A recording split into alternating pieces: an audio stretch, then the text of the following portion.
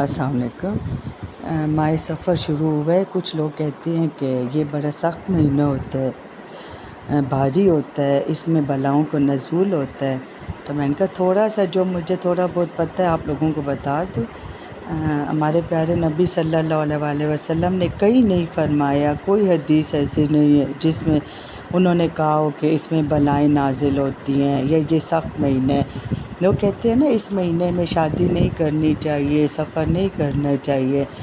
تو سفر کے مہینے میں حضرت علی رضی اللہ عنہ اور حضرت فاطمہ رضی اللہ عنہ کی شادی ہوئی تھی، اور پھر کہتے ہیں اگر جس انسان کے سفر میں شادی ہو تو اس کی پھر اولاد نہیں ہوتی، کیونکہ یہ منحوس مہینہ ہے۔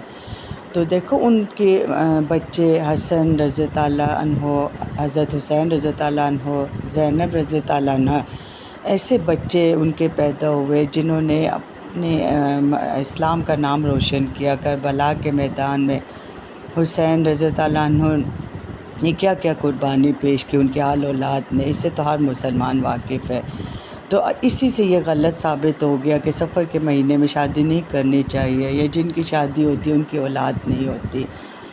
اچھا، پھر کچھ لوگ اس کو کہتے ہیں منحوس مہینہ ہے۔ دیکھو بدشگونی کیا ہے؟ بدشگونی یہ ہے کہ کسی انسان کسی شخص کو منحوس قرار دے، کسی چیز کو منحوس قرار دے، یہ سارا ایک تہمات ہے نا۔ جیسے بلی نے راستہ کاٹ دیا تو اکثر لوگ کہتے کہ ہائی کالی بلی نے راستہ کاٹ دیا، آج میرا دن اچھا نہیں گزرے گا، کیونکہ یہ منحوس ہوتی ہے۔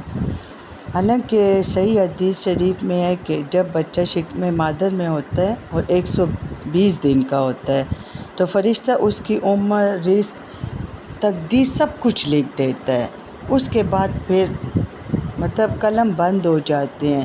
ٹھیک ہے، یہ بات ہے کہ دعا سے تقدیر بدلتی ہے، اللہ تعالیٰ وہ بدلتا ہے، ورنہ ہم نے کب پیدا ہونا ہے، کب ہم مریں گے، ہمارے کتنا رزق ہے، جو ہمارے ساتھ پیش ہوا تو وہ سب کچھ ہماری ماں کے پیٹ میں فرشتے نے لکھ دیا ہے۔ تو یہ پھر وہم کرنا کہ اور جو ہماری اولاد سب کچھ یہ تو پہلے سے لکھا ہوتا ہے، اللہ تعالیٰ نے پہلے سے لکھا ہوتا ہے، طے کیا ہوتا ہے۔ تو یہ کیسے ہو سکتا ہے کہ سفر کے مہینے میں شادی ہوگی تو اس میں بچے نہیں ہوں گے؟ منحوس مہینہ ہے، کامیاب نہیں ہوتی شادی۔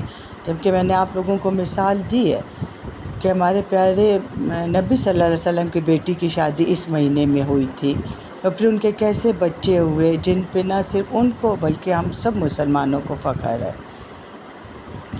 بس یہ لوگوں کی باتیں ہیں جو پھیلائی ہوئی ہیں کہ ہاں یہ سفر کا مہینہ آ گیا، ہائی باہر نہ نکلو، بلائیں اترتی ہیں اس مہینے میں، اس میں یہ ہو جائے گا۔ لوگ اس مہینے سے بڑا ڈرتے ہیں، بڑا خوف کھاتے ہیں، حالانکہ ایز اے مسلمان ایسا نہیں کرنا چاہیے۔ آخر میں بس دیکھو، جب ہمارے نبی صلی اللہ علیہ وسلم نے ایسی کوئی بات نہیں کی تو بس پھر یہ ایسی کوئی بات ہے ہی نہیں۔ پھر کسی شاعر نے کیا خوبصورت دیکھو شعر کہا ہے، اپنا معیار بھی زمانے سے جدا رکھتے ہیں، ہم تو محبوب بھی محبوب خدا رکھتے ہیں۔ سبحان اللہ، کتنی مختصر اور کتنی خوبصورت بات کی ہے۔ بس ان تہمات پہ، ان چیزوں پہ یقین نہ کریں۔ سارے مہینے اللہ تعالیٰ کی طرف سے ہمارے لیے قابل احترام ہے، ایسی کوئی بات نہیں ہے کسی مہینے میں بھی۔ لوگوں کے پھیلائی ہوئی باتیں، جاہلیت کے زمانے کی باتیں ہیں جسے ہم لوگ ابھی تک وہ کر رہے ہیں، ان کے پیچھے چل رہے ہیں، ان کو فالو کر رہے ہیں۔ تعلیم کی کمی کی وجہ سے کچھ ہم لوگوں کی اپنی جہالت ہے جو ہم ان باتوں کو پر اعتبار کرتے ہیں، بلیو کرتے ہیں، جو کہ ایسا ہونا نہیں چاہیے۔ آخر میں یہی کہوں گی، دعاؤں میں یاد رکھیں، میرے لیے دعا کیا کریں، بچوں کے لیے دعا کیا کریں، اپنے پاکستان کے لیے دعا کیا کریں۔